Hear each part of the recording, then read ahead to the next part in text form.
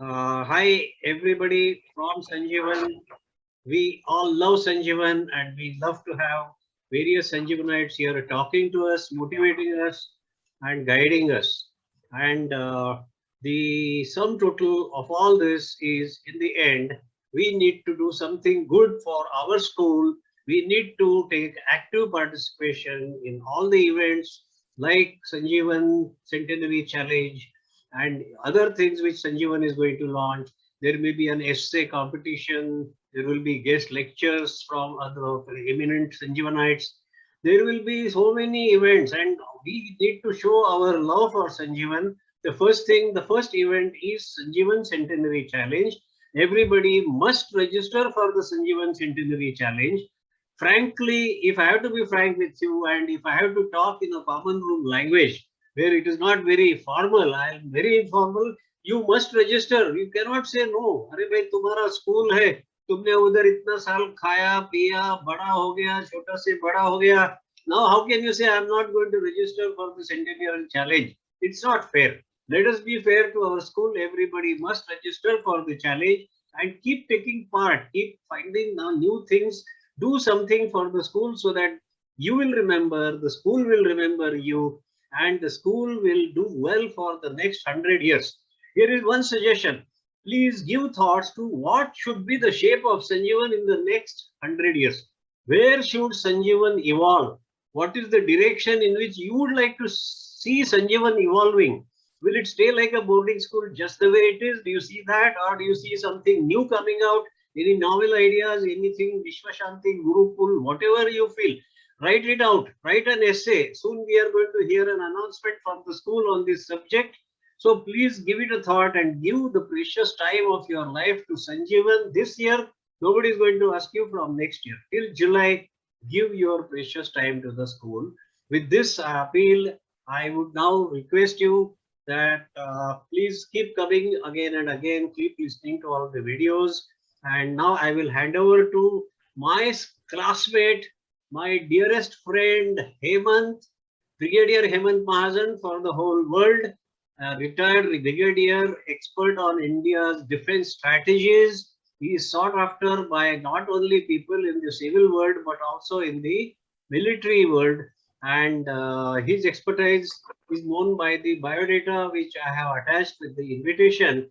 I am very proud that one of our schoolmates has risen to the position where he is giving advice on defense and he is able to analyze what are the enemy's moves, what are the enemy's intentions. And I am very proud of Hemant now. Without taking any more time, I would like to hand over to Hemant Mahajan. He has a strict time limit. He has another commitment at 9 o'clock. So let us take the maximum benefit of time available. He will talk to us as long as he wishes, maybe 30 minutes or whatever. And then after we'll have a small question answer session. We may resume the meeting for only 10-15 minutes after if the meeting gets disrupted because he is available till 9. So I'm not going to leave him till 8:59. That is my intention. So if the meeting gets interrupted, Hemant, please join again for 25 minutes. That should be fine.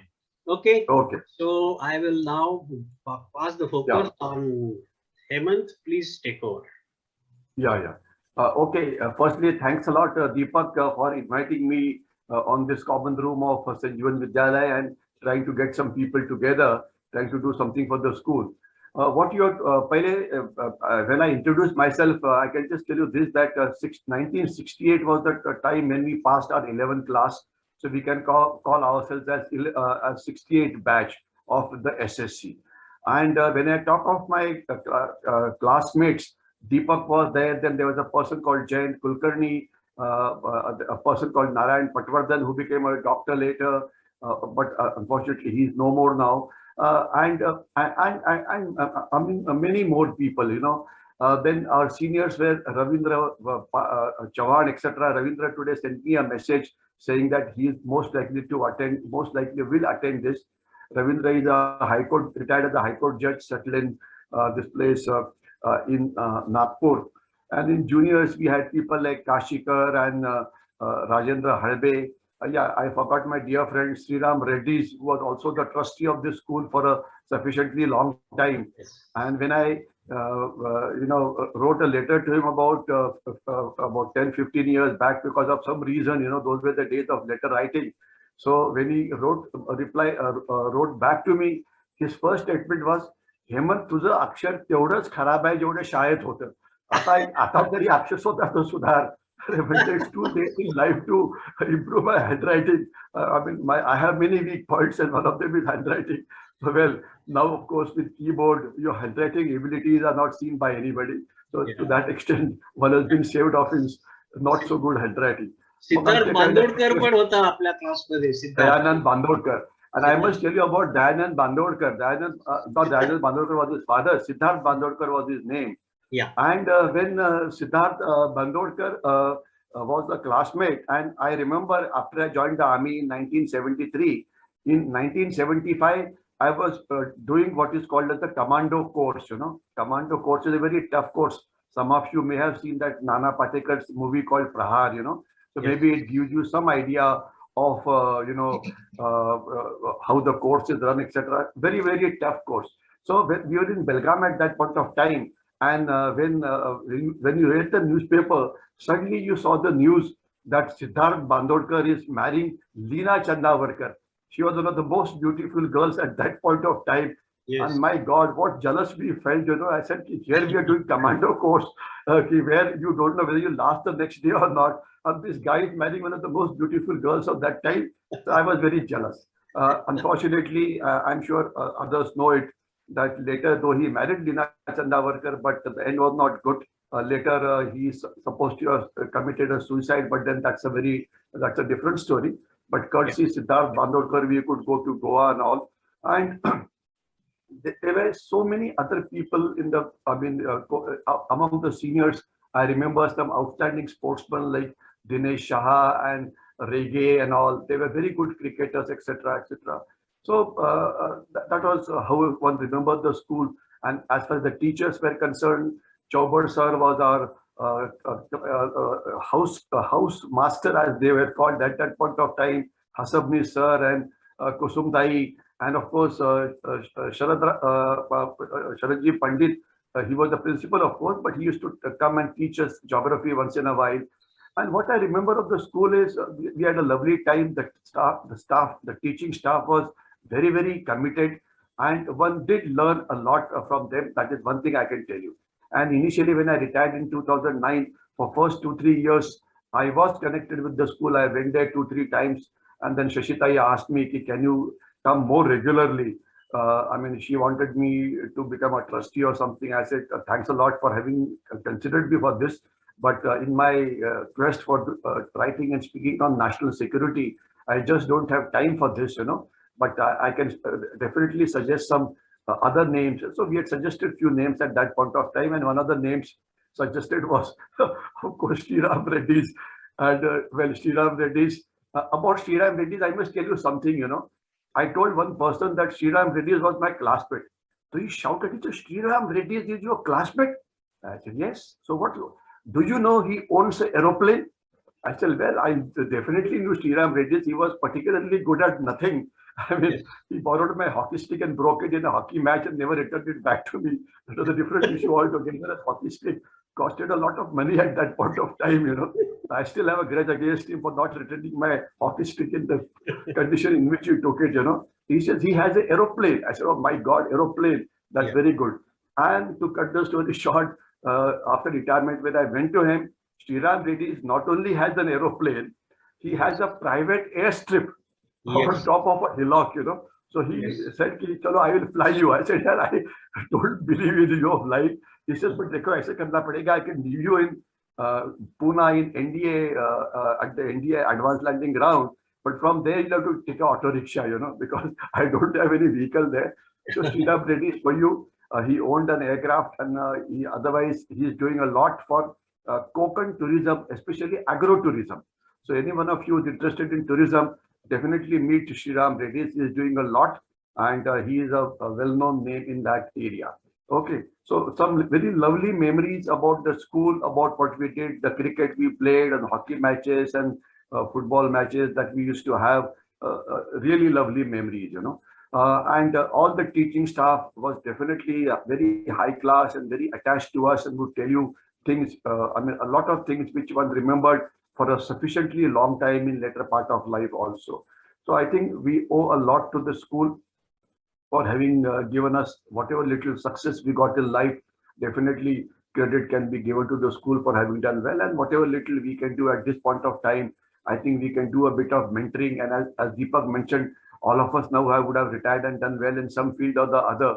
So I suppose motivational talks for the students when they choose their various careers, etc. That is where we can contribute, especially in the field of mentoring or in the field of coaching, etc. If at all they want to go to the careers which we went for. So that is as far as the school is concerned. Now, Deepak also asked me to talk about my army tenure. Okay, what I did in the army. I very briefly I talk about my army tenure. I did my MSc MPhil in Defence Studies. Thereafter, in 1973, I joined the Indian Military Academy, Dehradun, as a gentleman cadet. And 2 years training we did, and thereafter I was commissioned into 7 Maratha Light Infantry. What is great about Maratha Light Infantry is that the troops of this regiment are from Maharashtra. They are all from Maharashtra. The officers are of course all India class, but the troops are from Maharashtra. And Chhatrapati Shivaji Maharaj, of course, is our hero of the regiment, etc. So what I will do is the next about 10-15 minutes, I will give you a fast forward on what we did when I was in the army. And then if there is anything that you would like to tell me, like to ask me, that is what we can share after I finish my presentation. Okay, so I'll start my presentation.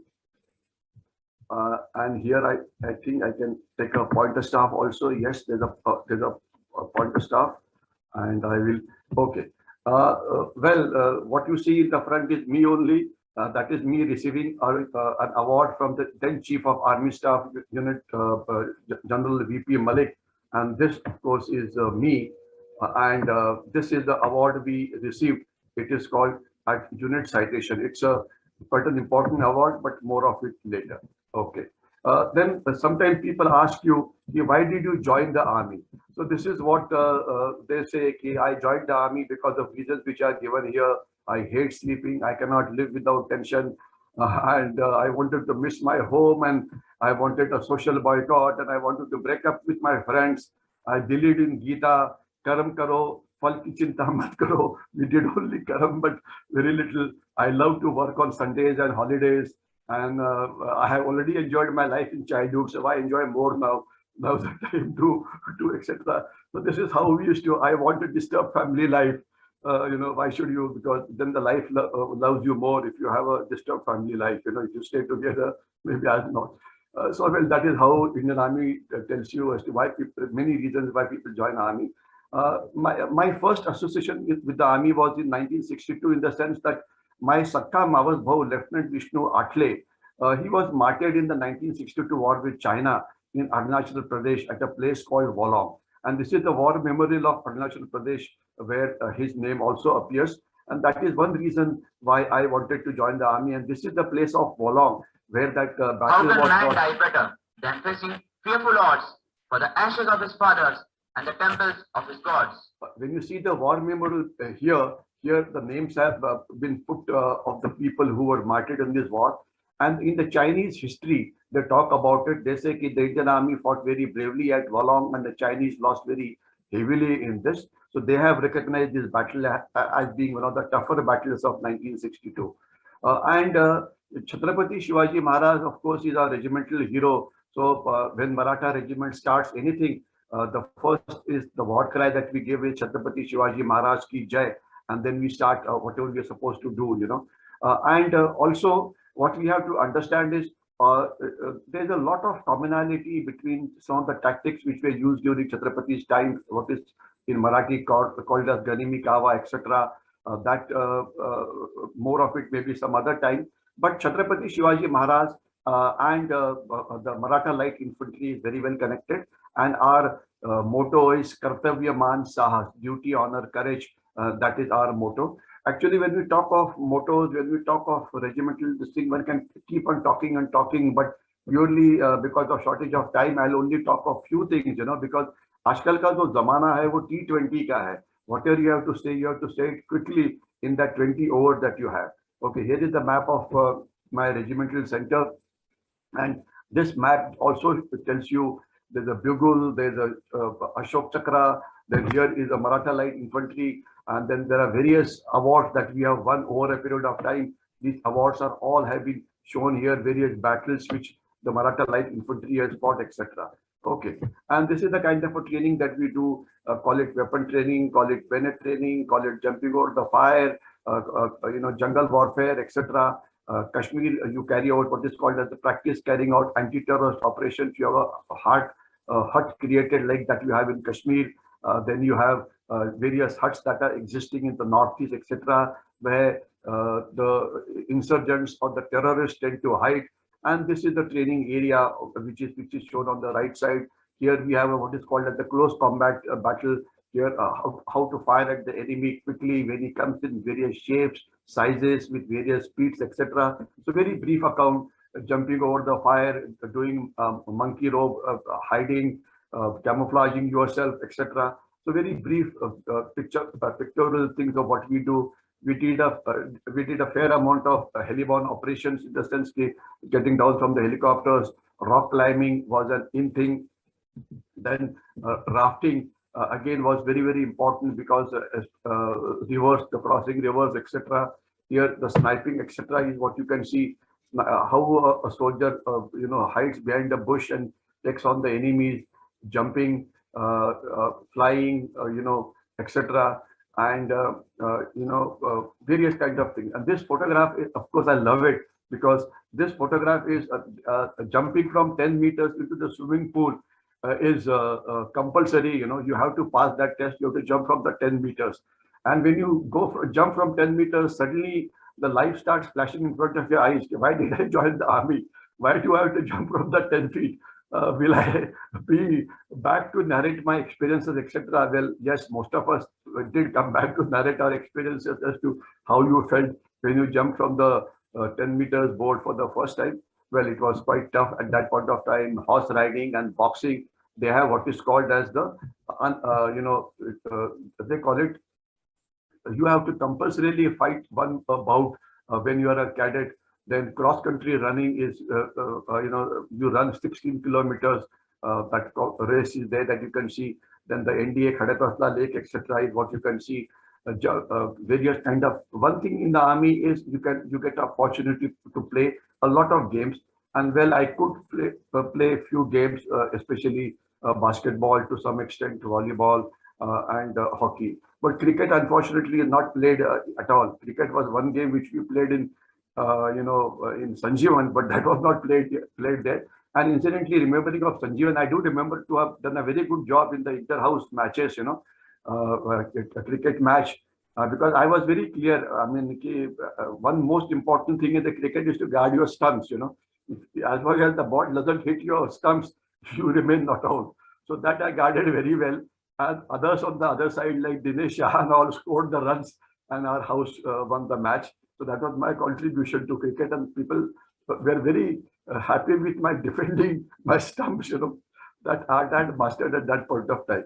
This is Indian Military Academy, Dehradun, the main building, as it is called, the Jetwood Hall. That is where you pass in when you go inside, the PT that you do, the bayonet training that you do, and there are many things like passing out parade, etc. In fact, there are quite a few films available on this, and one could have shown some film, but purely because of lack of time, I'll not show you, but maybe I'll share some links later with you. Okay. And so the training in Indian Military Academy is tough. At that, they say they make men out of the boys. When you join, you're barely 17, 18, 19 years of age. And when you come out, you are a grown up and you know how to take life squarely, And the motto of the Indian Military Academy is actually it's written on the wall. In English, it says, safety, honor, and welfare of your company comes first, always, and every time. Safety, honor, welfare of the men you command comes next and always. Your own ease, safety and comfort comes last and at all times. So this is what I've translated when you go and talk in Marathi, देशाची सुरक्षा, देशाचा सन्मान, देशाचे क्षेमकुशल सर्वात प्रथम, प्रत्येक वेळी आणि नेहमीच. आणि त्याच्यानंतर ऑफकोर्स तुमची स्वतःची सोय, स्वतःचा आराम, स्वतःची स्वच्छता नेहमीच सर्वात शेवटी आणि प्रत्येक वेळी. So that was the motto of Indian Military Academy, Dehradun, and it really tells you a lot about what is expected out of you when you join the armed forces. And as they say, one of the things that they say is live by chance, love by choice, and kill by profession. You will hear all kinds of things, these kind of sayings, etc. But I'll go quickly ahead. Now, after I got commissioned in June 1975, I was an infantry officer, and those of you who know Army would know that it is infantry which does all 95% of fighting, and all the casualties that you suffer in day-to-day operations, 95% is by the infantry. And in fact, the honors and awards, especially the gallantry awards, are mostly, again, 95% is by the infantry only. Rest others like artillery and armored corps, well, they're important in a conventional war, but anywhere and everywhere, be it icy heights of Ladakh or Kargil or battles of 1971 or battles of 65, infantry is the supreme. It sheds maximum amount of blood and of course gets maximum number of awards also. That is where I was, Maratha Light Infantry. So therefore, all the time you are either on the Indo-China border or you're on the Indo-Pakistan border, or you are in the terrorist-prone areas of Jammu and Kashmir, or you are in the Northeast, etc. So I spent a fair amount of my time in Jammu and Kashmir. I spent a lot of time in Punjab also at the peak of terrorism in Punjab, Rajasthan, Gujarat, we had our share, etc. Then on the Indo-China border, I have served on all the borders. The Indo-China border gets divided into 3 places. First place is opposite Ladakh, etc. So this is where we spent a fair amount of time on this border. Then is in the area of Sikkim. This is the area of Sikkim, basically the tri-junction of Bhutan, Sikkim and China, etc. And then is Arunachal Pradesh. So all these areas we spent a fair amount of time on the border, guarding the borders, etc. Okay, then we also had to spend a fair amount of time on the Myanmar border, because it is the Assam Rifles of the Indian Army which looks after the Myanmar border, but some of it some other time. So as far as Kargil was concerned, I spent a full 2 years there from the period 1982 to 84. 82, there was no war at that point of time, but you were busy fighting the nature. And heights in Kargil vary from 11,000 feet to about 16, 17,000 feet. And Kargil was in limelight during the Kargil war. And of course, now for last 2 years, Ladakh is in limelight because Chinese carried out their intrusions and we did a lot of things there, but more of what we did in that place some other time. So these are the areas, this is the place called Skardu, where the 1909 Kargil operation was planned by the Pakistanis. Then this is various glaciers which are there. Glaciers are basically Himanadi, that is the snow which falls on the mountain peaks, comes down in a flattish area, and that's where the rivers originate. And in fact, most of our rivers like Ganga and Brahmaputra and all originate in glaciers, Gangotri, Jamnotri, etc. The glaciers are basically Himanadis, and they form a very important source of water as far as we are concerned. And this, what you can see here is K2, Karakoram 2. This is the highest peak of Himalayas in Pakistan. Himalayas highest peak in India is of course Kanchenjunga, which you can see from Darjeeling or from Sikkim. Highest peak otherwise is Mount Everest, which is located in Nepal, and highest peak in Pakistan is Karakoram. And Karakoram is very well known because after losing the 71 war, what Pakistan started was Operation Karakoram, in which they decided to fuel terrorism into our country. And Karakoram had 3 parts, K1, K2 and K3. K1 was Khalistan terrorism, K2 was Kashmir terrorism, and K3 was fueling terrorism in the rest of the country. Okay, now this is the Siachen Glacier. One can keep on talking on this issue. And very recently, just on 15th of January, General Naravane, the Chief of Army Staff, spoke about it. He said, no question, that we can ever vacate Siachen Glacier. And why did he say so? Because there are some peaceniks in the country who feel to become friends with Pakistan, we should, have a no man's land, and we should not, fight with them, and we should have peace with them.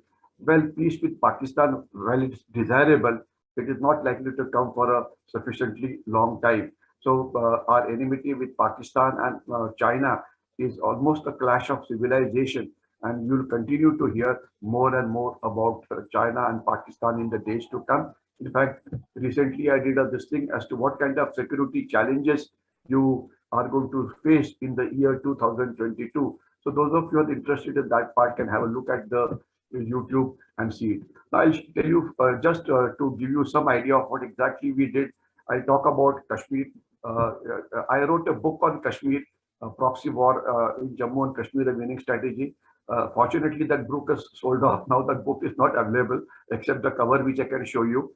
And second book I wrote on Kashmir was in Marathi, Afghan Jammu Kashmir Madhya Chupa Yuddhache. That also is, people liked it, and it did get an award. Deepak, it is showing that after 9:55, I think the first part of the meeting will get over. I take it we'll join you again on the same link if the thing gets terminated. Okay. That's right. Yeah. That's right. Another 10 minutes and then we'll meet again. Yeah. Yeah. Okay. Because it is showing me the time 9:39, etc. Okay. This is Kashmir for you. Very broadly, the area what is shown in the green is the part of Kashmir which has gone to Pakistan. In fact, Indian Army in 1947 had reached almost till here. All this area which I'm showing you with the red line now was with us. But people at that point of time, the rulers, especially Pandit Jawaharlal Nehru, wanted to become friends with Pakistan. So this area was given away. And what came later is, at that point of time, this is called as the LOC, line of control. This is about 778 kilometers long, and it is every day there's an action. Today we are, my watch shows 8:30. Now there must be at least about 1 lakh to 1.5 lakh troops today on this border, keeping awake, sitting in the cold area, waiting in an ambush, trying to stop the terrorists, trying to come inside. So that we have LOC with you. Okay. Then what is shown in the black is actually called as the LAC, or that is where the Siachen Glacier is located. Okay. Now what is shown here red, it was an area which was occupied without fighting by China in 1962, called as Aksai Chin. And the famous sentence we said, not even a blade of grass grows there. That was a kind of a statement that political leadership gave at that point of time. And Kashmir can broadly be divided into three parts: Ladakh up on the top, Srinagar valley in between, and Jammu Udhampur area down south. So that is broadly Kashmir for you. Now Kashmir and terrorism. After losing the 71 war, Pakistan started sending terrorists and its supporters in Kashmir. The period between 1972 to 1980 was utilized by Pakistanis to infiltrate into every field in Kashmir, meaning they infiltrated into government, infiltrated into Naukarshahi, infiltrated into political parties, infiltrated into various NGOs, infiltrated into the media, infiltrated, you name a thing, and they infiltrated there. And in 1981-82, violence started in a big way. And 84, violence went out of proportion. And then that was the time when Indian Army was deployed for carrying out anti-terrorist operation. I have spent all my lifetime in Kashmir in carrying out anti-terrorist operations. The number was as high as 6,000 to 7,000 when we started off. In 2002, it came down to 3,500, 2,100, etc. And if you see the last figure, it says today there are 250 to 300 terrorists. That was the number that was there in 2014-15. You may ask, now what now in 2021? The simple answer is the number is same. Because whatever number of terrorists you kill, same number gets replaced by Pakistan, by infiltration, etc. So this battle with Pakistan is going to continue for a sufficiently long time, because there is no dearth of Pakistanis willing to take on terrorism, and especially now with Taliban having come into power in Afghanistan, the problems will only increase. And with help from China, Pakistan will never stop.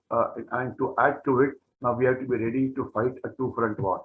This map actually, this slide actually depicts as to how terrorists try and infiltrate into the country. What is shown here, this pink line is basically the line of control. You can see it here. And this side is Pakistan. This side is Pakistan. And this side of the line is India. And our Indian army basically guards this kind of a border. Now, how does terrorism start? Firstly, there's a recruitment rally. Thereafter, they are given training. Thereafter, they are done funding. Thereafter, they carry out what is called as the religious indoctrination. And once the training is complete after 7-8 months, then in a group of 5 to 10, they infiltrate into our area. And 95% get killed on the border only or on the LOC. About 5% do manage to get inside. And they are the ones who replace the terrorists who have been killed. This is exactly what we did all our tenure. Now you can see here, there are those 5 terrorists that we had killed. You can see them here. And you can, I hope you have detected me here. That is where I'm standing. And you can see ammunition and water bottles and gun, hand grenades and AK-47 rifles, etc. But I would want you to focus on this person. This is Major James Thomas.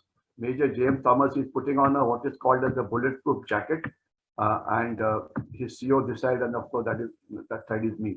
James Thomas was a very brave officer. He had taken part in 3 encounters. In each of the encounters, he was able to kill a large number of terrorists.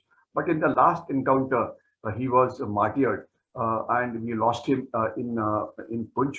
The year was 2006, and the highest award of 2006 Ashok Chakra has been given to late Major James Thomas. You can see him there, a very extremely brave officer, and you can see the other troops who are there in this area. And this is what we used to recover from the terrorists: AK-47 rifles, 5 magazines in which you put ammunition, 20 ammunition, 500 rounds. UBGL means under barrel grenade launcher. You fire grenades, hand grenades, 36, radio set antenna, 1, Indian currency, 50,000, audio cassettes. They will ask you, what is audio cassettes? Those were the days of audios. Audio cassettes are basically motivational cassettes, which motivates the terrorists to remain on his toes and do something for a jihad. Pencil cells, wristwatches, improvised explosive devices, detonators, mines, PKs. This is the standard stuff which the terrorists carry. Now you can see another set. This is the explosive, PEK, plastic explosive, with which you make your improvised explosive devices. These are the Pakistani mines. These are the water bottles. Every soldier carries, every terrorist carries 1 water bottle. These are the pack, etc. These are the blankets, etc., which they carry. Okay. Now this is always captured. This is the Kashmir Valley for you. That is where presently the terrorism is confined to.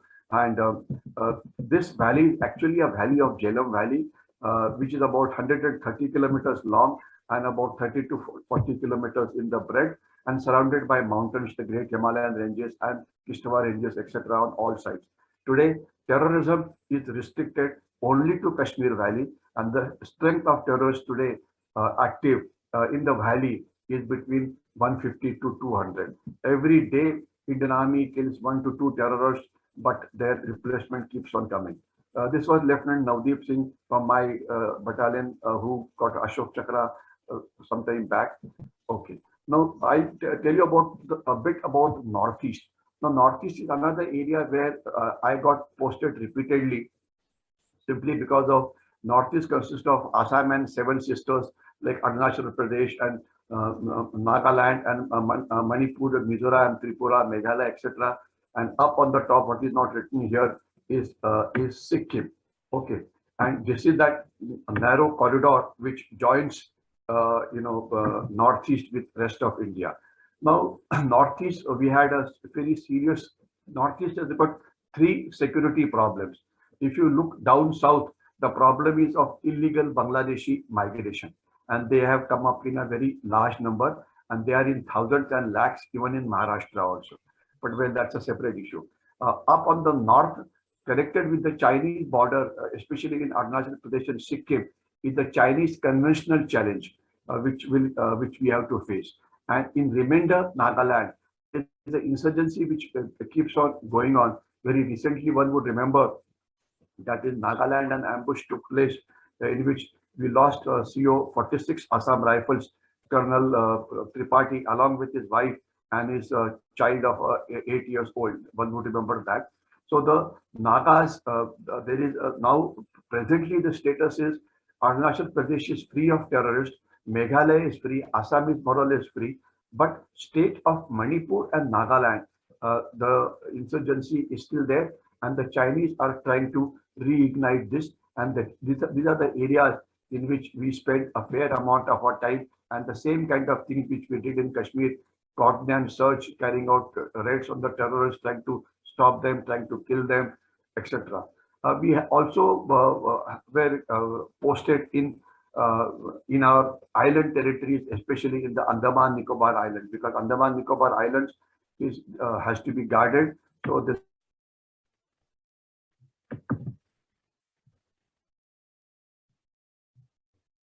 Yeah, we can see the screen. Yes, you can. So when we got stuck up, I was trying to tell you that we spent some time in Andaman Nicobar Islands also.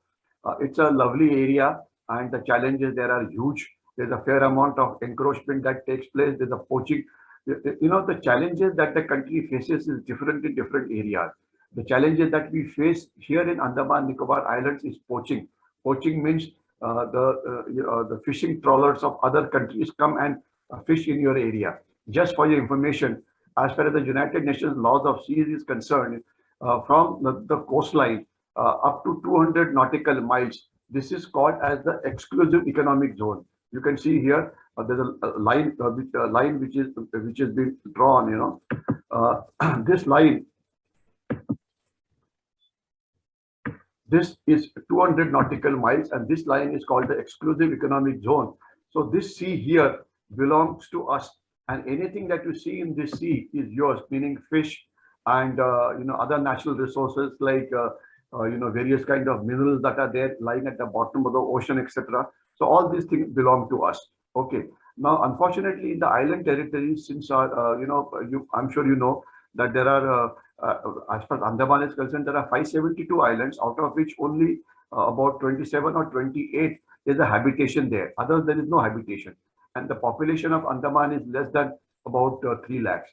And unfortunately, national security is such a weak point, at least in earlier days, as far as the country is concerned, that after the tsunami in Andaman, there was reconstruction required to be done in Andaman. However, since there was no reconstruction labor available, they got labor from Calcutta, basically the Bangladeshis. They did the reconstruction. After that, they never went back. I mean, look at this country, aao jao, ghar tumhara. Here a foreigner comes, does work in your area and permanently settles there. Well, at least all that I can tell you now is presently the government has given priority to national security, because there are the challenges of national security, especially with are vast, and some maybe we can talk about some other time. Okay. The army life, I joined in 1973, retired from the army in 31st January 2009. Just a few days from now, I'll complete 13 years of my retirement.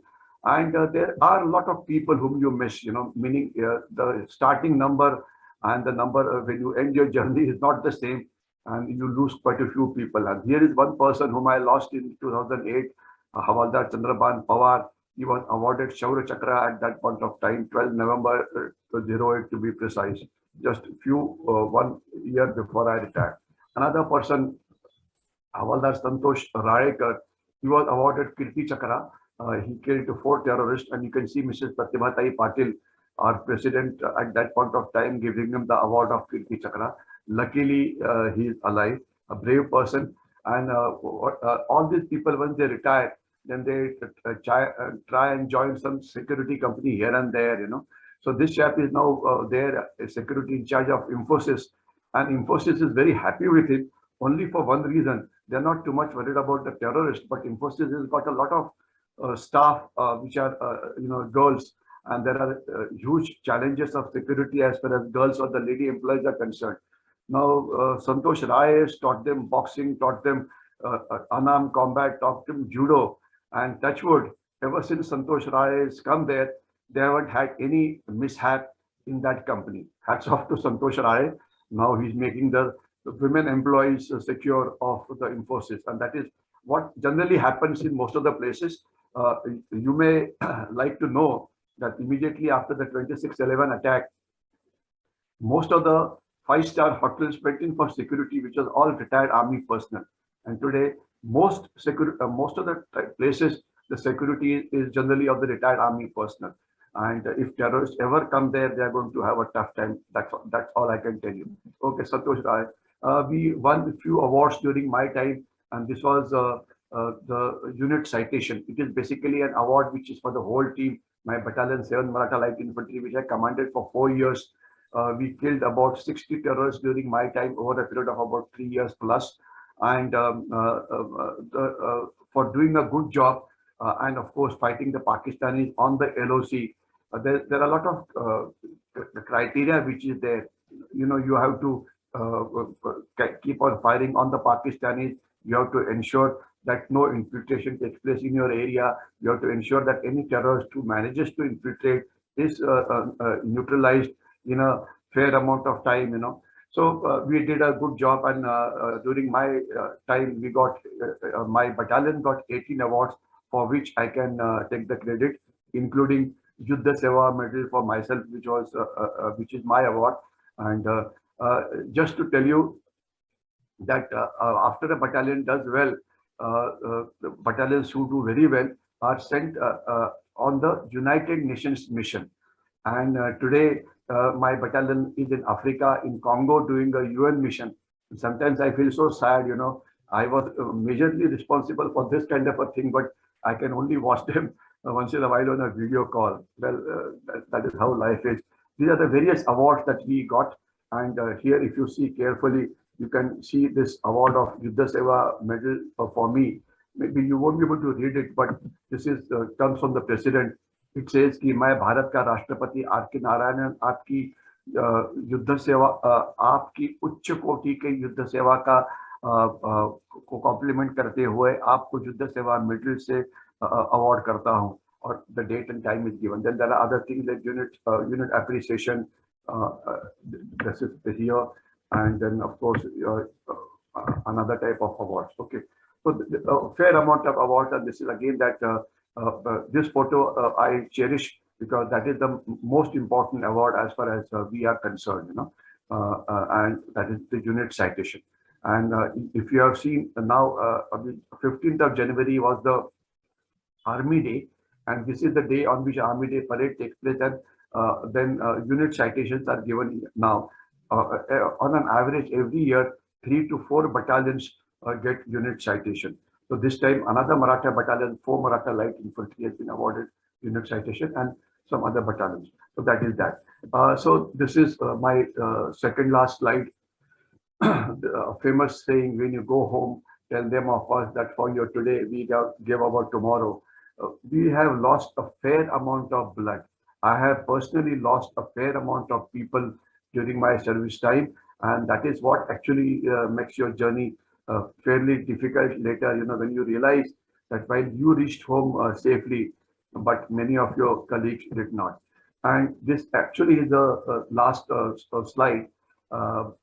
It says, if you can read it properly, God and the soldier, all men adore, in the times of danger and not before. When the danger is past and all things righted, God is forgotten and the soldier is slighted. Are Bapre, Are Deva, you remember only in the time of difficulties. If the good time comes, most of us forget God, who may have done something to help you, save you, etc. Something similar to the soldier. I can all that I can say right now is now there is a fair amount of disinformation campaign which takes place against the Indian Army, because the enemies of the country, that is China, Pakistan, terrorists, Naxals, etc., feel that there is one institution which is stopping it from breaking India, and that is the Indian Army. So what do? They carry out a fair amount of disinformation warfare against Indian Army. They carry out a lot of propaganda warfare in which newspapers of India are involved, columnists of India are involved, so-called, let us say, so-called intellectuals are involved, who will keep on telling you a lot of nonsense. I'll just give you one example as to how, and this is done in such a manner that every day something or other comes up. Indian Army shouldn't have done this. Indian Army did this wrong. Armed Forces Special Powers Act should be done. I'll just give you, because since I'm talking very vaguely, I'll just give you a few examples, which happened recently, which you also must have heard. When the Chinese carried out an encroachment in Ladakh, suddenly news started coming. The Chinese have concentrated, Indian newspapers telling you, Chinese have concentrated 50,000 troops on the border. So people got scared. My God, 50,000 troops there. You mean to say if the Indian troops were waiting in Pune and Mumbai for them? No, obviously not. Chinese have got their most modern guns. Well, our guns were not hiding in Deolali or Nashik, where their camp is. They're also in that place. So Chinese have got their aircraft there. Well, yes, even our aircraft from Loga, whichever was required, was there. Chinese have got, now they talked about robotic soldier, Now some of you will have a sufficient amount of science background and all, robos and robo soldiers and mechanical soldiers. Well, robo soldiers are okay in a Star War, but it doesn't help in that area which are there. They started saying the Chinese are using drones to supply hot food to their soldiers there, while Indians can't do it. Well, that is not possible. They talked about microwave weapons, And imagine the most idiotic part is that our media, our experts, so-called armchair strategists, untavarti baslele shahane, trying to tell us, oh, no, you should be scared of Chinese. They are 7.5 feet tall. Their economy is the strongest, second strongest in the world. Their army is the strongest. Just sign on dotted lines and listen to what Chinese want to do, Don't do anything to them, otherwise you'll have a tough time. And I've been sending the links of my video talks, etc., to Deepak. And some of you who may be interested can follow it later on the YouTube, I've been talking on all this issue. And on the YouTube, if you go and just put my name there, Brig Hemant Mahajan, BRIG, that is the short form for Brigadier Hemant Mahajan. And you'll see a YouTube channel and you'll see my face as you see me now. And there are more than 300 videos. We went in for this online kind of a thing, hell of a lot, especially after the lockdown started, because before that, the concept was Vyakhyan Malas and seminars and, meeting people physically. But since May 2020, all that is stopped, and now we are focusing entirely on this. So those of you who are interested can have a look at that. I've spoken a lot about, and this channel is only about, let's say, national security and India's national security. Okay. So how China is fighting a hybrid war with you, how they do propaganda warfare, how they do psychological warfare, etc., is what you would like to see, and try and hear it, try and see it, try and share it, because what one is doing now, I always maintain that all of you now, I take it, would be retired. Most of you at least would be retired. So what do we do now? Now that we are retired, now that we are no more active, all of you should become information warriors. By information warriors means the disinformation which comes in your mobile, disinformation which comes in your laptop or on anything on the social media, you should not let it go ahead. Of course, I'm focusing only on the national security part of it. Otherwise, so much of disinformation that they came, people, some experts started trying to show their knowledge of biology, etc., by saying this virus is called corona and this is called COVID-19. COVID-19 stands for something which I never understood. It is not COVID-19, it is not corona, it is Chinese virus. One should be very clear about it. Don't try and exhibit your unnecessary knowledge, But when the mutation started, they started talking of the Indian virus, Indian mutations. This is how stupid we Indians are, Chinese virus, instead of calling it Chinese, we are calling it corona. Okay, we are calling it COVID-19. But anything happens to India, Omicron, no, the Indian variant, That is how the Chinese are trying to make a fool out of everybody, but more of it some other time. Do all of you become information warriors, because a lot of the mainstream media has lost its credibility. Let me tell you in no uncertain terms, I'm talking of newspapers like Times of India, Indian Express. If I was to give you an advice, I would say don't read newspapers, don't read TV channels at all, because they are become more or less a source of disinformation rather than information. And I'm only, of course, focusing only on the in fact, when somebody asked me, so how do you do information warfare?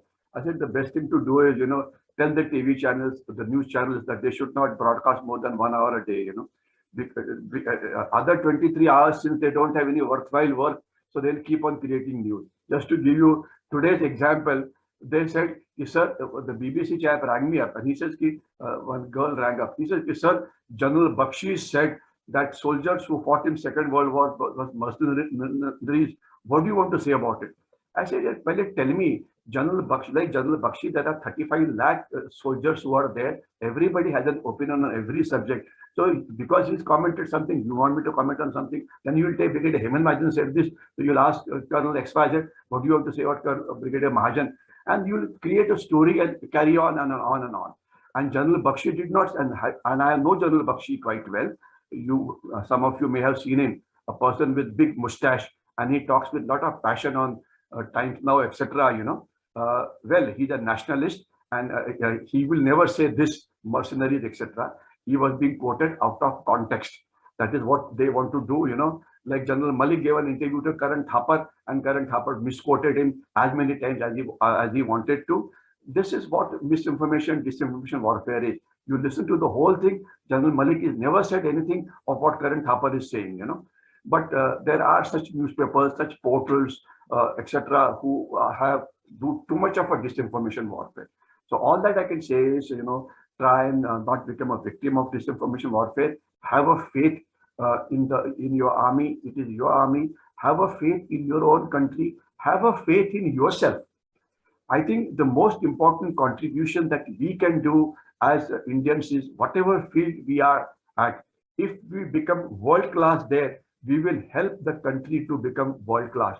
If you are a teacher, become world class teacher, become Drodacharya. If you are a student, of course, none of you are students, but let's say your grandchildren and maybe students, some of it at least, tell them that they should beat Arjuna. Arjuna was supposed to be the best student in the history, And if you are still mentoring somewhere, you should be better than Dronacharya, If you are a researcher, then you become better than Microsoft and all. If you are heading a technical institution, you should go ahead of NASA and all.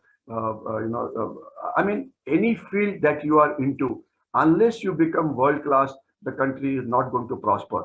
And when they did a research on this country's, why countries become great, there are many reasons. Is it because of the geography? Is it because of their location, geopolitical location? Is it because of the leadership? Is it because of weather, etc.? Well, there are many factors, but the most important factor which makes a nation great is the common citizen. A common citizen says, what I can do for the country, whichever field you are. You don't need to be a soldier holding a gun in your hand, If you become world class, help your country to prosper, do some constructive activities rather than stone throwing and sending negative posts and trying to lower morale of everybody and trying to stop going in for educational terrorism and all. Do anything constructive. I suppose at our stage of life, mentoring is something which we can do a lot to help the nation to prosper. This is what I think we should do. So read that last line now. I'll just read and then finish off. It says, it is the soldier, not the reporter, who gave us the freedom of press. It is the soldier, not the poet, who gave us the freedom of speech. It is the soldier, not the politician, who ensures our right to life, freedom, pursuit of happiness. It is the soldier who salutes the flag, sleeps beneath the flag, and whose coffin is draped by the flag. Unfortunately, I've seen too many of them, and that is the saddest part of my life. Well, I'll stop here now. Maybe we can have some interaction for about 5-10 minutes, and then I'll try. So I'll end my presentation, and then maybe if there is something which anybody would like to say, anybody would like to ask, comment, agree, disagree, completely disagree, etc. Really hats off to you, Hemant. Really hats off to you. What a perfect speech, perfect time management. You did not dwell on anything more than required. You gave us so much information in such a short time, and you never were groping for words. The whole thing was coming out fluently, non-stop. This is how a speech should be. I think many of us can learn the art of speaking. Thank you so Deepak, much, and you have really Deepak, done wonders. Deepak, Deepak, Yes, Deepak, I have a personal request.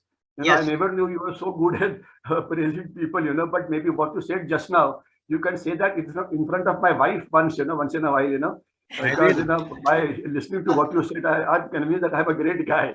I Well, she will. doesn't think so. I will. I will. Maybe I you will are, even call her. I will telephone her and tell her. will I have met her जिंदगी बन at your जाएगी house. अपनी.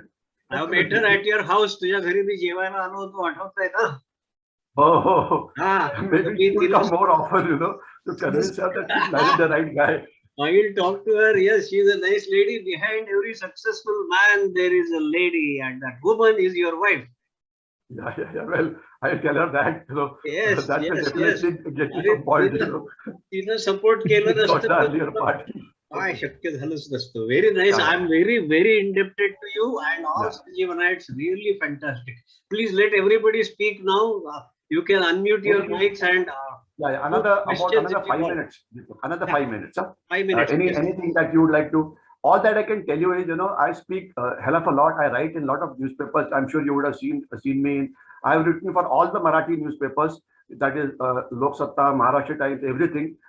Presently, I have a column in 4 newspapers. I have a column in Samna. I have a column in Tarun Bharat. I have a column in Sagar. I have a column in many places.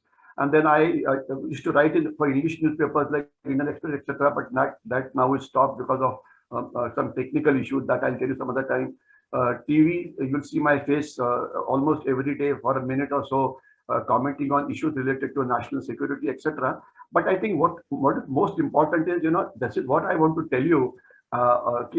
Suppose you have a knowledge on any subject and you want to pass it on somewhere, the media doesn't give you adequate this thing, but the social media has now given you a power of becoming an editor, becoming an a TV anchor and all, and whatever you want to say about any issue, you just put it on the YouTube and anybody will go there and see it.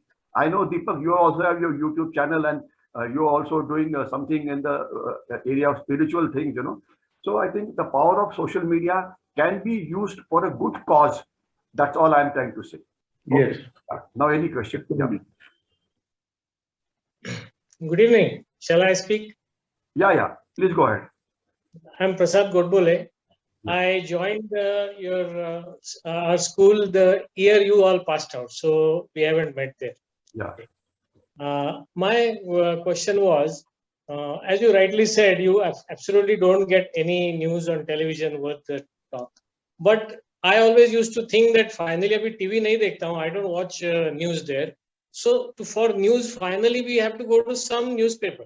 And I always thought basically the English national newspapers would be the least partial of the lot. So since you have pointed out to them, which one should you say ki ye loge to you will get proper information? Okay, your question is asked, you asked a question, which newspaper should you trust, The short answer is nobody. The reason is the media is out making money. Today, do you know how much of money is being given by the Chinese to purchase us? You know the kind of money? I'll just give you one example, which will, I suppose, will make you understand things better. Two of the biggest newspapers in America is a newspaper called Washington Post and New York Times, Now, these are the 2 biggest newspapers. And American media, they claim, very free and very this thing and all. Now, if you take last 1 year of this American media, they have uttered not even one word against China, but they have cursed their own president 20 times, simply because China gives them a budget of 500 crores every year. So they find it is cheaper to curse Joe Biden or whichever Biden is there at that point of time, and not curse China. This exactly is the issue, Now I'll just give you today, when you talk of a news, I would recommend to you, if at all you want to listen to the news, that is listen to Doordarshan. That is one which is reasonably okay. PTI, Press Trust of India to some extent is okay, the most impartial. And third is another thing called ANI. ANI is equivalent of PTI in the video journalism, Asian News International, which is basically a portal of all newspapers put together. They are generally okay. But what I want to tell you is, in this news, there are two parts in anything. One is news, and second is views. NEWS and views. News is 13 people killed in a firing by Indian Army. Now, thereafter, what Times of India is given all views. Okay. First question is, how were 13 people killed because of Army's mistake? The Nagas are very unhappy, etc., etc. Is that how it was killed? No, sorry, that is not how it was killed. 6 people were killed because of a wrong information, a wrong distinctly the NSC and K group was coming. But after that, the remainder 7 people started attacking the army. There are videos available in which they came with da. Now, if you know Nagas, Nagas are all headhunters. They with a chop of a da, they can cut your head off. And one soldier's neck was cut. One soldier's hand was cut. That is when they opened fire, and 3 more civilians were killed in that. Then they started attacking the army camp. In this particular camp, the army decided not to open the fire, but when they reached the area of what is called as the court. Court is a place where you keep your weapons and all arms and ammunition there. Now you can't let that fall into their hands. They burnt your barracks. That is when the fire was opened up, and then again people were killed. So the short story is, out of the 13 people were killed, 7 have been killed in self-defense. Actually, more number of people should have been killed. Nobody can dare to attack army like that or do this, But after this, what do they say? The Armed Forces Special Powers Act should be removed. Now, what is Armed Forces Special Powers? Idiots like Times of India, utterly idiotic newspapers, Armed Forces Special Powers Act has got nothing to do with this killing. This was killed because they attacked. And even in self-defense, they would have been killed if they would have attacked a convoy. Retaliation. So I don't want to get into the. This is a typical thing, and then there are people, who will. They think anything happens, curse the Indian Army. There are strong people of NGOs. There are strong, activist brigade. Now, one of the activist brigade went into Supreme Court, and Supreme Court, he said, any encounter which takes place in Manipur, you should have it investigated by the police. Now, when army carries out a job, it is not police who is supposed to investigate. Army comes there because the nation has called you there. You should launch an FIR. You should have a judicial inquiry. Now, can Indian Army, then the only way Indian Army can do anti-terrorist operation is a Supreme Court judge should be with the leading scout, and he says, fire, you open fire. He says, don't fire, you don't open fire. Can you see a gun? So Mr. Chandrachud, one of the most idiotic persons I've ever seen in my life, and I make no bones about it, he's a Supreme Court judge, The kind of judgment that he's given, the kind of damage that he's done to the Indian Army is more than what China and Pakistan has done. Okay? You are making army powerless. That is the whole issue, If you don't want army there, remove it from there, remove army from there, because a country can decide, yes, Manipur, peace is returned now, no army is required. Police can do the job. Who's stopping you? The Manipur government wants the army there. Okay. So this mainstream media, read Times of India's newspapers, read the kind of news that Times of India gave when this intrusion was going on, read and the kind of comment they will make, and trying to blame, Indian Army is not able to negotiate. How do you negotiate with the enemy here? They don't want to go back, so they don't want to go back. So tell me, how do you do? I mean, they don't want to go back. They're not going to go back, And then there are people. There's like, no, I've seen some satellite, and satellite says that the Chinese army not only is at finger 4, but it is at finger 5 also. Now, what is finger 4? Are you aware of what is finger 4? What is finger 5? Do commercial satellites, do they give the kind of a resolution? Those of you who understand satellite imagery, let me tell you, Google Map can't show you fingers in the area of Galwan and all. Okay, Google Map can show you how to go on the Senapati Bapat Road or something like that, but it doesn't have that resolution to show you men, etc. For that, there are other things available. But this kind of a, call it investigative journalism, call it, trying to break the news, trying to say, well, I know something here, I heard Pakistani TV saying it. अरे Pakistani TV ने ये थोड़ी बोलना है कि Indian army is doing a good job. Chinese, I went to Global Times and Global Times is saying this. Why are you being spokesman of Global Times? Yeah? Global, the problem is why Chinese find it free to enter our every media house of ours.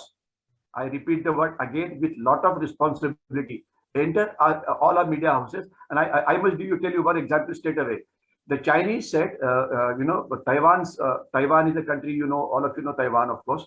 So they said that Taiwan abhi raising day hai, so the Indian newspapers should not take out supplement about Taiwan.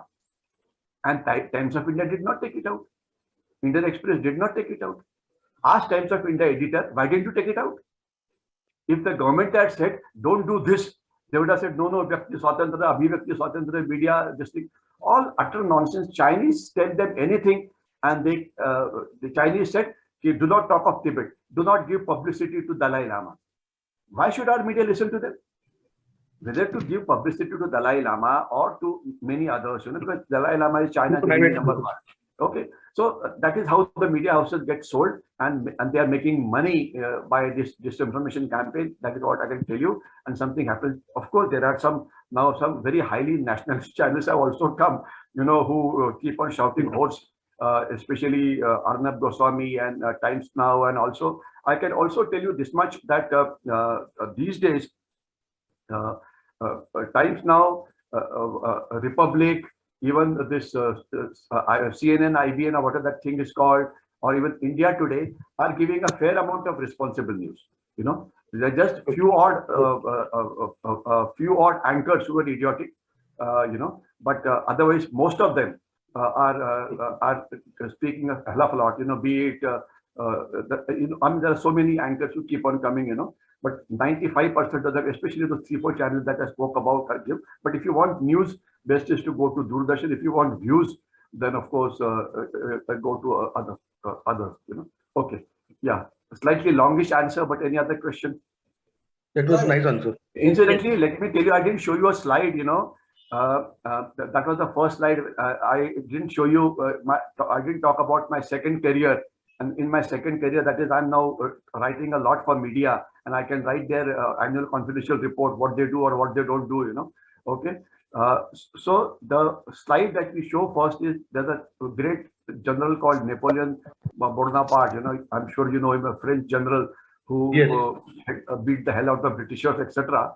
So he had said about 100 years back that 4 hostile newspapers are to be feared more than 10,000 enemy soldiers. So 10,000 enemy soldiers is equal to 4 hostile newspapers. Now Napoleon said it when 100 years back, and when he said that there used to be only few newspapers, now there is a newspaper in every gully. There are so many newspapers. Maharashtra has got there are more than 150 newspapers which has got a circulation of more than 1 lakh. So what is their equivalent to the Indian Army or to the armed forces? And what about TV channels? There are 750 news channels which keep on giving you, bombarding you with news, So what is there? And there's a bhasmasur called social media, where anybody can express views on any subject where you think you are an expert. So media information warfare is one of the most important strategies of, they call China uses what is called as a 3-war strategy. I don't want to get into that. If you're interested in that strategy, go on to my YouTube and you see that I have spoken about a lot about hybrid war which China does against us, gray zone warfare that China is doing against us, multi-domain warfare. But those are longish topics. But if you're interested, go on the YouTube, they are there.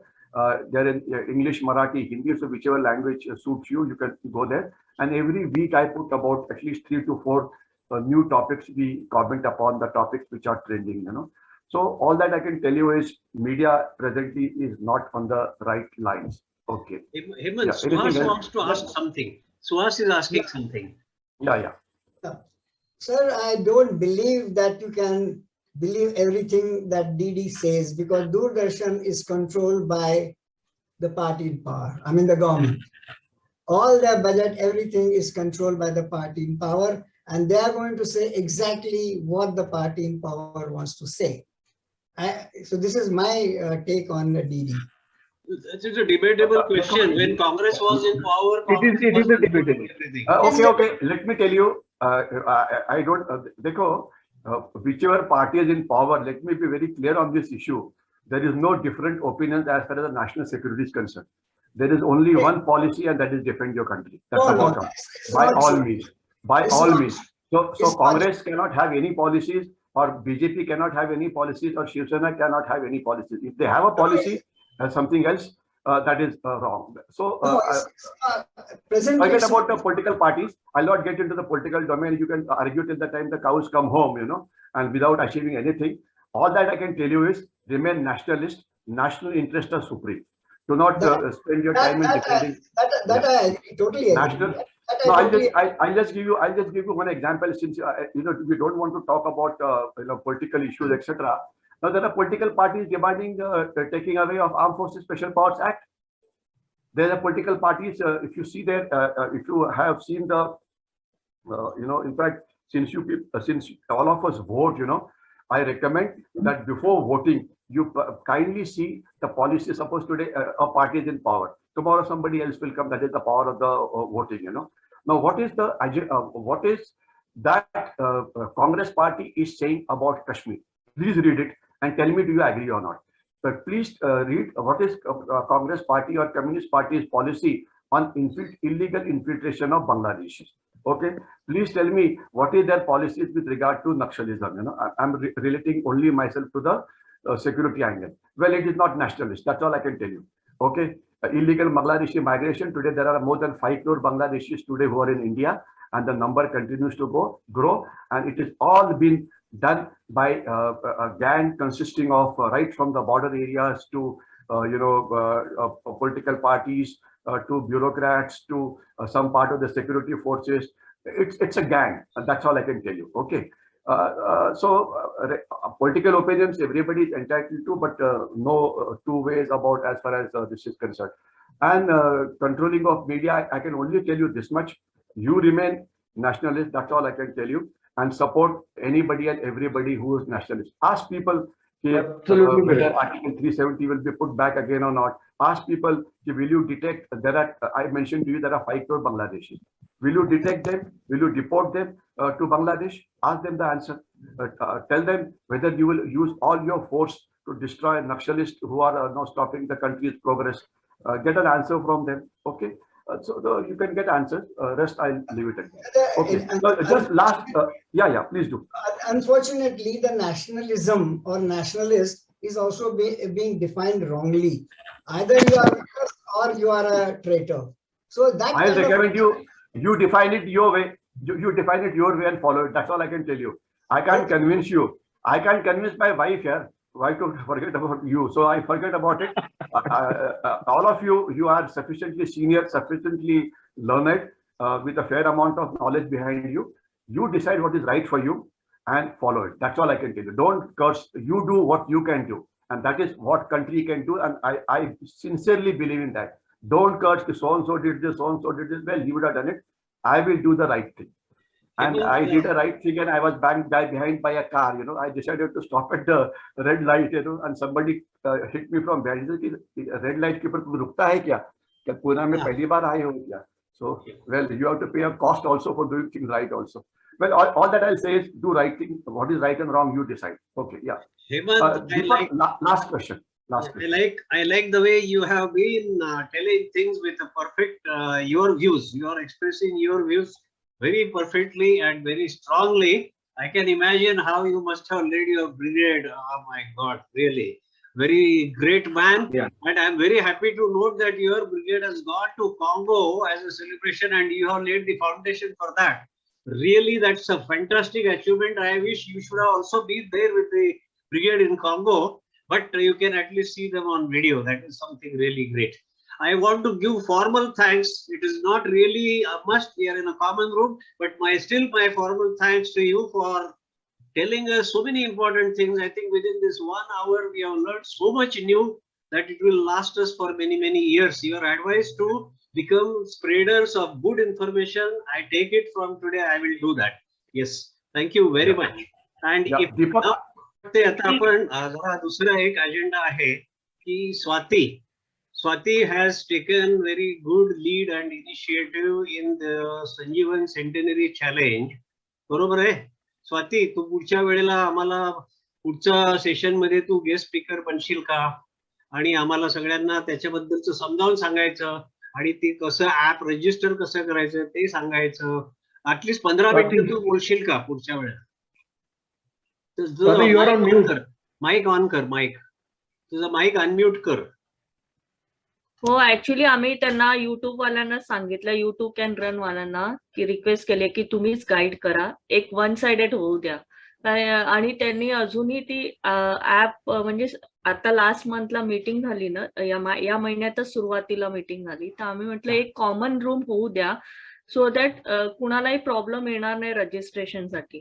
Register करताय पण process पेमेंटचाच problem होत आहे, म्हणजे तो payment process होत नाहीये, असं बरंच झालंय. आणि आपण त्यांना पे केलंय सर, त्याबद्दल ना हे सॉर्ट आउट करायला ते जबाबदार आहे. तर आपण त्यांना पेमेंट करणार आहे, so they have to take this initiative. आणि मी आणि क्रांती त्यांचे विचार म्हणजे आम्ही बोलणार पण ते वेगळं पडणार. तो जो हँडल करता युट्यूब कॅन रन ते व्यवस्थित आपल्याला गाईड करतील वन शॉट असं म्हणायचं. आणि कुणालाही प्रॉब्लेम आला तर ते प्रत्येकाने युट्यूब कॅन रन सपोर्ट त्यांनी ईमेल आयडी दिलाय, त्यांना तुम्ही तुम्ही तुमचे फ्रिक्वेंटली आज क्वेश्चन विचारू शकतात. कारण की आम्ही दोघीच त्यांना विचारतोय प्रश्न, असं व्हायला नको. आजकालच्या धकाधकीच्या जीवनात लोक काही तेवढी तसदी घेणार नाही त्यांना फोन करायची. आपण त्यांनाच एकदा फोन नाही करायचं सर, चॅनलवर आणू. आपण पण नाही करत लोक, आपण त्यांना ह्या चॅनलवर आणू. आपण त्यांना कॉमन रूम मध्ये तू त्यांना बोलव, next common room, call their man and let him guide everybody. हे युट्यूबवर जाईल, युट्यूबवर सगळ्यांना अवेलेबल राहील. Arrange his guidance for 15-20 minutes in the next session. We will give them that time. Tell them that you have to guide. पहिले start पासून mobile दाखवून app कसं वापरायचं पाहिजे तर पॉवर पॉइंट प्रेझेंटेशन करा आणि ते सगळं दाखवा झूम मीटिंग मध्ये. लोकांना प्रश्न पडतायत, foreigners are not able to register, हे बरोबर नाही. तर तू जरा ह्याचा प्रयत्न करतेस का मीटिंग मध्ये? मी त्यांना त्याच्यात म्हणजे याच्यात ग्रुपमध्ये टाकते, जो आमचा करस्पॉन्डन्स ग्रुप आहे त्याच्यात घालते प्रश्न. चालेल आणि मला लवकर त्याचं उत्तर दे, मग आपण तशी अनाउन्समेंट करू की पुढची संडेची meeting will be devoted only to Sanjeevan centenary challenge registration procedure and all the problems faced in that. हो चालेल, मी कन्वे करते सर व्यंकट सरांना. Good, thank you. Suhas, are you there? Now you can take over. बोलो सुहास. मला विशेष काही म्हणायचं नाही आहे. I just wanted to interact because it almost sounded that history is a bad subject, it should not be taught in the school and things like that. Sorry. माझं मत असं आहे की history, the way the history was taught was horrible. फक्त मोगल, ते शिवाजी नाही, हर्षवर्धन नाही, चोला kingdom नाही, चंद्रगुप्त, समुद्रगुप्त, काय वेडेपणा. आणि ह्याचं कारण हे कारण एक आहे, तुम्ही एज्युकेशन मिनिस्टर कोण होता बघा स्वातंत्र्यानंतर? एज्युकेशन मिनिस्टर कोण होता बघा? Not only talking about Mughals or anything, even about the Mughals, they didn't teach well. It was just mugging up some dates and things like that. Right. My objection is there. History as a subject, no subject as a subject is bad. The presentation is good or bad, and the intention behind teaching that subject is good and bad. So about history, I told Mohenjo-daro and Harappa and all this bullshit was not history. We don't even know. I mean, it's an unknown thing. It was fit for archaeologists. History, Shivaji Maharaj, I accept. No, even in Mohenjo-daro and all, lot of things have been found out. It's not bullshit.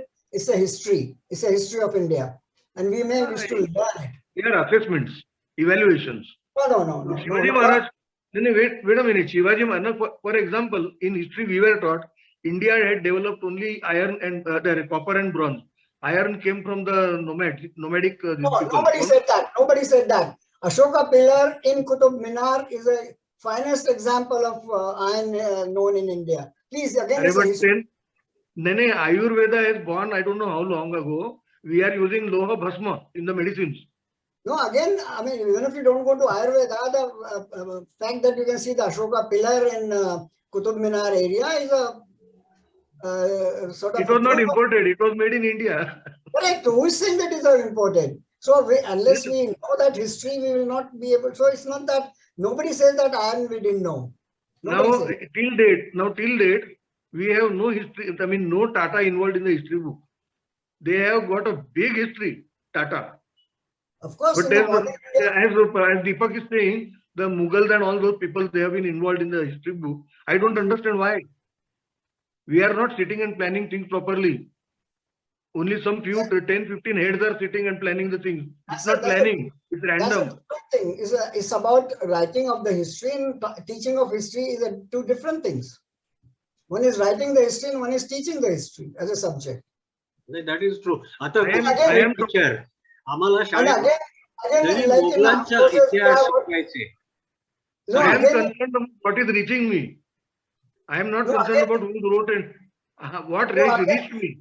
again in services, we have what is called the military history, where all the old campaign and all are studied. Yes, yes. But yes. one thing is there. One thing is there that you just draw some lessons because next war may not be exactly the same.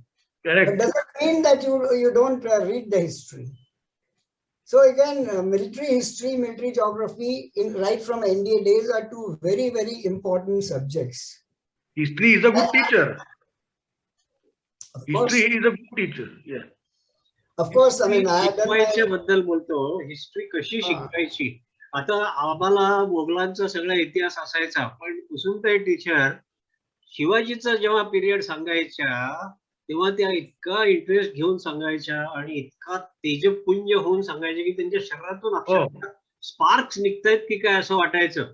इतकं तेज त्यांनी धारण करायच्या आणि त्याच्यामुळे आमच्या लक्षात आलं की हे सगळं बुलशिट आहे. मोगल बिगल आहे खरी हिस्ट्री घडवणारे म्हणजे फक्त छत्रपती शिवाजी महाराज हे आम्हाला तेव्हा कळलं त्यांच्या शिकवण्याच्या पद्धतीवरून. so it's not That I have only said.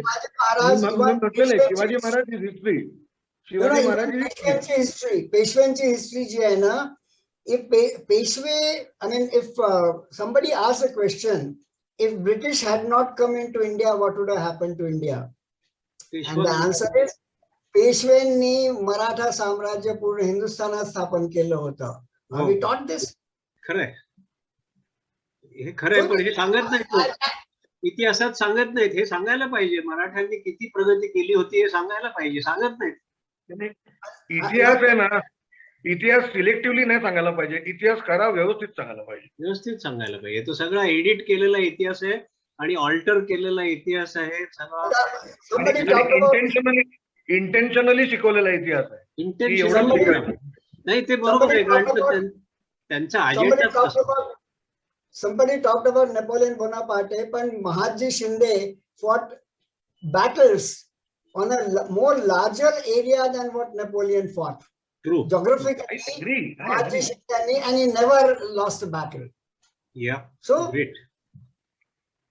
So I had done my MSc in Defense Studies when I did my staff college. But I mean, I'm a very small person.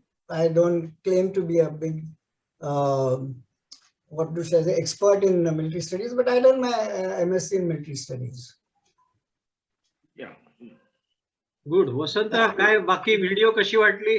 चांगली झाली video तुझी? छान वाटली. पण मला आता आज जे हेमंतनी ज्या पद्धतीने केलं ते बघितलेलं, it was an experience as far as I am concern. तर मला हे बघायला पाहिजे की इथे संक्षिप्त आणि फुलनेस असलेल्या भाषेत कसं बोलता येतं. So this I will do as a part of improvement. It needs a lot of improvement. I could have done that whole video in about maybe 45 minutes or 50 minutes instead of 1 hour and 56 minutes. Yes, yes. Anyway, चला आता आपण मला वाटते ही meeting थांबवूया. Unless somebody wants to say something. Balakrishna, do you want to say something? Otherwise, we just say bye till next Sunday. Yes. Chalo, bye. Swati, bye. Thank you for your points, Ross. Thank you for your points. Thank you. Bye.